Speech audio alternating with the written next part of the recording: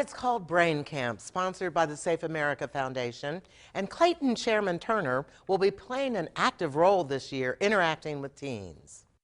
This is geared at bringing kids to a venue where we talk about driver safety, where we talk about engaging their brains to make wise decisions.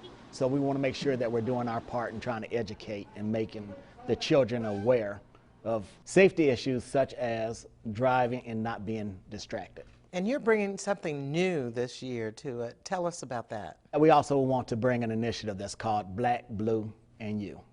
Basically what we want to do is continue that conversation that's going around our country today when it comes to engaging law enforcement in the community. This is a conversation that we must continue because I truly believe, have been on both sides of the fence, being a police officer and then also being a citizen who have had contact with law enforcement officers, that there's a right and a wrong way how to interact with law enforcement officials.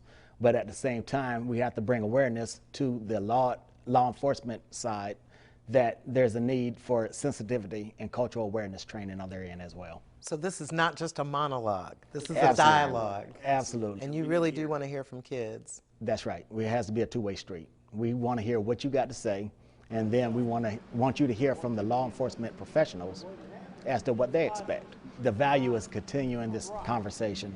The value is in criminal justice reform.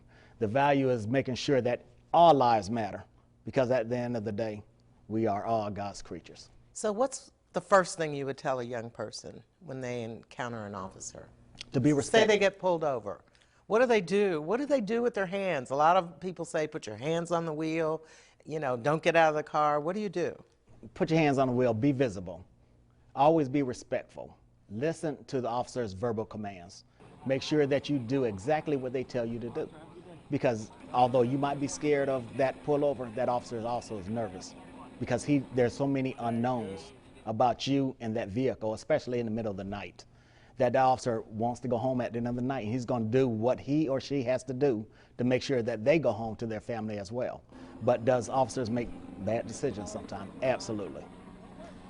Does citizens make bad decisions by not conforming to the commands of an officer? Absolutely. So there has to be a dialogue as to what the expectation is at some point. If I'm an officer, I need to be able to tell you before it even happens that this is what I would expect when I pull you over. And hopefully through this brain camp and this discussion that we're going to have, it's going to be a candid conversation with young people, law enforcement officers, somebody from the court system, as well as a minister from the faith-based community and our children. Well, we need to know what you're thinking. What can we do to make sure that you are reasonably comfortable with the interaction that is going on between you and that officer?